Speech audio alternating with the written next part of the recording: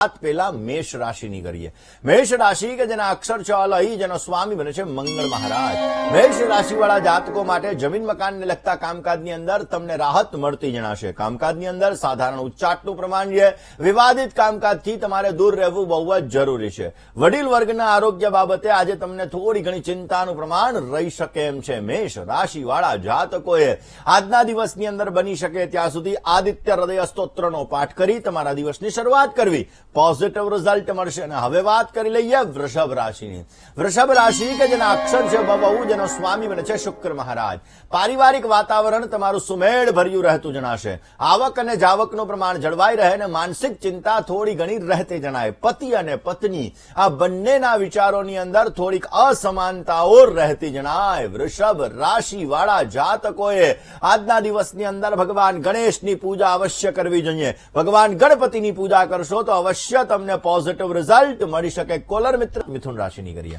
મિથુન રાશિ કે જેના અક્ષર છે કચ્છ અને ગ, જેનો સ્વામી બને છે બુધ મહારાજ। મિથુન રાશિવાળા જાતકો માટે આજના દિવસની અંદર સહકર્મચારી વર્ગ સાથેના તમારા સંબંધો સુધરતા જણાશે। ભૌતિક સુખ સાધનોની અંદર વધારો થતો જણાય ને કામકાજના ભારને તમે હળવો અવશ્ય બનાવી શકશો। માનસિક શ્રમમાંથી તમે મુક્ત થઈ શકો એવા પણ સંપૂર્ણ યોગો જણાઈ રહ્યા છે। ખાસ કરીને આજના દિવસની અંદર પોઝિટિવ રિઝલ્ટ મળે, તમારા કાર્યો સિદ્ધ થાય એ માટે બની શકે તો ભગવાન ગણેશની આરાધના અવશ્ય કરજો। ભગવાન ગણપતિની પૂજા તમારી મનોકામનાઓને પૂર્ણ કરશે અને અવશ્ય તમને સારો લાભ આપી શકશે। વાત કર્ક રાશિની કરીએ। કર્કના અક્ષર છે ડ અને હ, જેનો સ્વામી બને છે ચંદ્ર મહારાજ। કર્ક રાશિવાળા જાતકો માટે સાંસારિક જીવનની અંદર સામાન્ય ચિંતાનું પ્રમાણ રહેતું જણાશે। બહારગામના કામકાજથી તમને સારો લાભ મળી શકે। સંતાનને લગતા પ્રશ્નની અંદર તમને સાનુકૂળતા રહેતી જણાય। કામકાજની અંદર સફળતા અને પ્રગતિ મળે એવા પણ સંપૂર્ણ યોગો જણાઈ રહ્યા છે। કર્ક રાશિવાળા જાતકોએ આજના દિવસની અંદર બની શકે ત્યાં સુધી આદિત્ય હૃદય સ્તોત્રનો પાઠ અવશ્ય કરવો જોઈએ। સિંહ રાશિની કરીએ। સિંહ રાશિ કે જેના અક્ષર મ અને ટ છે, જેનો સ્વામી બને છે સૂર્ય મહારાજ। સિંહ રાશિવાળા જાતકો માટે બીજાના લીધે તમારા કામકાજમાં મુશ્કેલી સર્જાતી જણાશે। મોસાળ પક્ષ તરફથી તમને સામાન્ય ચિંતા રહેતી જણાય અને કાનૂનીય ખાતાકીય બાબતોની અંદર આજે તમારે સંભાળવું બહુ જ જરૂરી છે।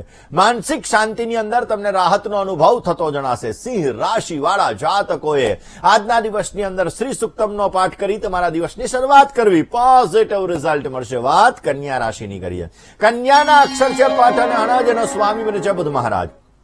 નોકરી વ્યવસાયની અંદર પ્રવાસના સુંદર મજાના યોગો જણાઈ રહ્યા છે। વેપાર વાણિજ્યની અંદર નવી નવી મુલાકાતથી તમને લાભ મળી શકે એમ છે ને ઉત્તમ આનંદની અનુભૂતિ આજના દિવસમાં તમને મળતી જણાશે। કન્યા રાશિવાળા જાતકોએ રામ રક્ષા સ્તોત્રનો આજે પાઠ કરવો જોઈએ। પોઝિટિવ રિઝલ્ટ મળતું જણાય। તુલા રાશિની કરીએ।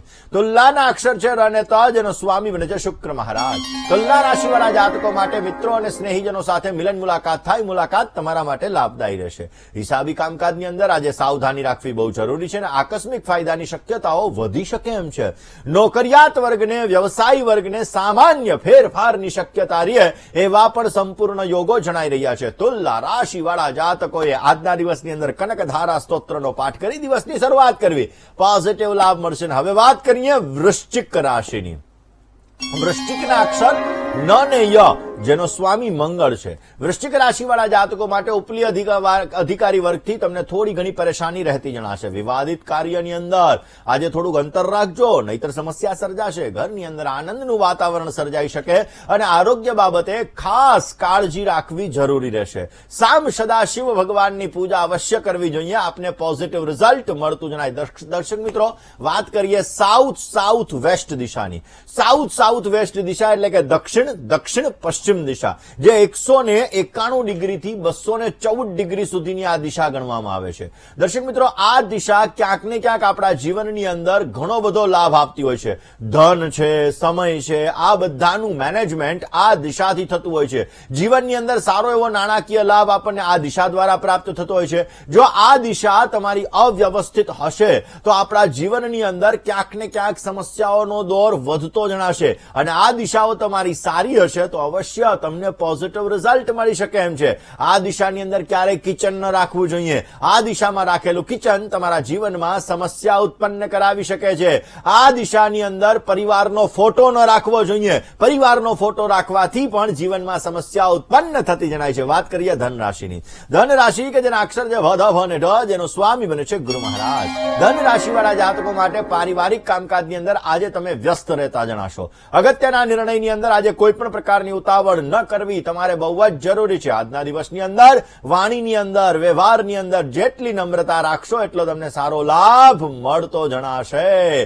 કયો ઉપાય કરવો જોઈએ? આજના દિવસની અંદર પોઝિટિવ રિઝલ્ટ મળી શકે, સારો એવો ફાયદો પ્રાપ્ત થઈ શકે. એના માટે બની શકે ત્યાં સુધી ભગવાન શિવની પૂજા કરજો, સારો લાભ મળતો જણાશે. હવે વાત કરીએ મકર રાશિની. મકર રાશિ કે જેના અક્ષર છે ખ અને જ, જેનો સ્વામી છે શનિ મહારાજ. વ્યર્થની ભાગાદોડીથી તમારે ખર્ચનું પ્રમાણ વધી શકે એમ છે. જીવનસાથી અને સંતાનો સાથે સાનુકૂળતા રહેતી જણાશે. થોડીક માનસિક બેચેની રહેશે, કામકાજની ચિંતા રહેશે. કામકાજ સામાન્ય રીતે સંભાળીને કરવું જોઈએ. પરિવાર સાથે આજે કોઈ પણ મંદિરમાં દર્શન કરવા માટે જજો. અવશ્ય માનસિક ચિંતાઓ દૂર થશે ને પોઝિટિવ રિઝલ્ટ મળશે જણાય. તો વાત કુંભ રાશિની કરીએ. કુંભના અક્ષર ગ, શ, અને શ, જેનો સ્વામી બને છે શનિ મહારાજ. કુંભ રાશિવાળા જાતકો માટે પારિવારિક સંબંધોની અંદર થોડી ઘણી મુશ્કેલી રહેતી જણાશે. વિવાદિત કાર્યથી તમારે દૂર રહેવું બહુ જરૂરી છે. સાચવીને કામકાજ કરશો તો અવશ્ય તમને સારો લાભ મળી શકશે. માનસિક સ્વસ્થતાનો તમને અનુભવ થતો જણાય. આજના દિવસમાં પોઝિટિવ લાભ જોઈએ છે તો વિષ્ણુ સહસ્ત્રનો પાઠ અવશ્ય કરજો, તમને સારો લાભ મળી શકશે. હવે વાત કરી લઈએ મીન રાશિની. મીનના અક્ષર છે દ, ચ, ઝ અને થ, જેનો સ્વામી બને છે ગુરુ મહારાજ.